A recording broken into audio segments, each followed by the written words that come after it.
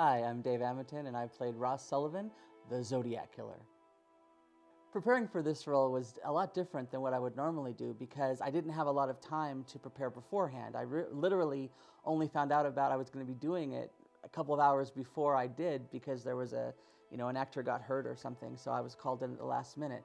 Now, luckily, but way back in the 90s, I used to have a theater company in Hollywood where we would do a different show every single week. We'd get our script on Tuesday, we'd write it, rehearse it once, and then do it Friday and Saturday, and then start all over again on Tuesday. So I got pretty good at memorizing and building characters real quickly, which is what I had to do here, which I think helped a lot. When I got there, of course, my questions were, who am I? What's going on in this movie? Who are you? And this movie was sort of a mystery. And so they were very secretive about some of that stuff. They didn't want to let too much out. So I would ask Abby, who was playing my daughter, so, who are you in this movie? And she's like, well, I don't know if I can really tell you much about who I am. So I had to sort of piece it together and work together. The one thing I was worried about when I heard about it, Joe told me that I was playing, the guy who was the Zodiac Killer. So I looked the Zodiac Killer up on the internet, and he would have, if he was still alive, he would have been in his 80s. And I'm not in my 80s, so I was a little bit concerned on that. But as we filmed it and as I watched it later on, I think I definitely play old enough to be her father, and that's what's really important. Well, sort of the basic actor's guidebook about how you prepare for roles is obviously you read through the entire script, not just your own parts, but everybody else's part. What do other people think about you? What do they say about you? How does what you do affect everybody else in the script, in the film, or in the play if it's for stage? So that you look to see how you want to attack it based on what your character is trying to get across. What are my goals as a character, and then what are the goals that the director needs from you to make the whole picture come together in the way that he wants it to happen. So you start with that, and then if you can do research on if it's a specific thing that you're going for that maybe you're not as familiar with, you can do that as well. Talk to other people or look, like in this case, it was a Zodiac Killer, so I looked to see sort of what happened there and who he was, and all that stuff helped me to bring it together. And then also, for my scene, it was between myself and my daughter, and I have a daughter, and I'm also have my mother who's getting a little bit, older now, and so there's memory issues sometimes. And so playing that aspect of it, the drama of it, so that we can see the love and the loss at the same time as the relationship fractures and they try to hold on to it.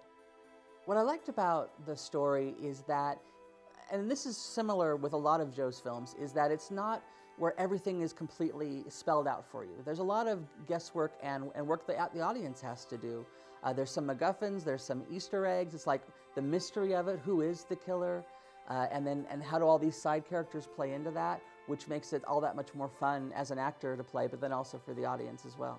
Another thing that I thought was really interesting when I was actually watching the finished film, because I wasn't able to see the whole script because, again, it was a mystery, but how they used that symbol that was tattooed on my hand of I don't know what it was, but with the eye in the middle of it, and that was used over and over again. It was found on the bodies, obviously on the murdered bodies. It was also found on a necklace in the house.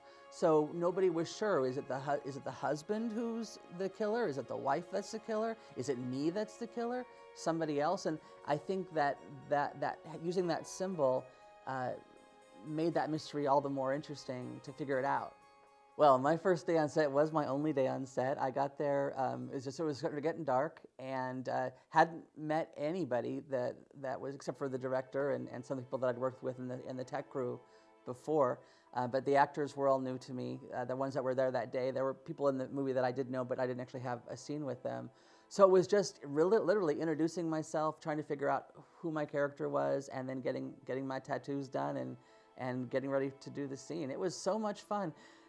I mean, before this film, I had been doing project after project after project for so long, and then the coronavirus came in, and all of a sudden I'm sitting at home for 9 months without seeing anybody. This was the first chance I had to be at with people without a mask on, and so it was just awesome to finally be with people. I was just enjoying being around people who were doing, art and film again. Just watching them was half the fun of being there.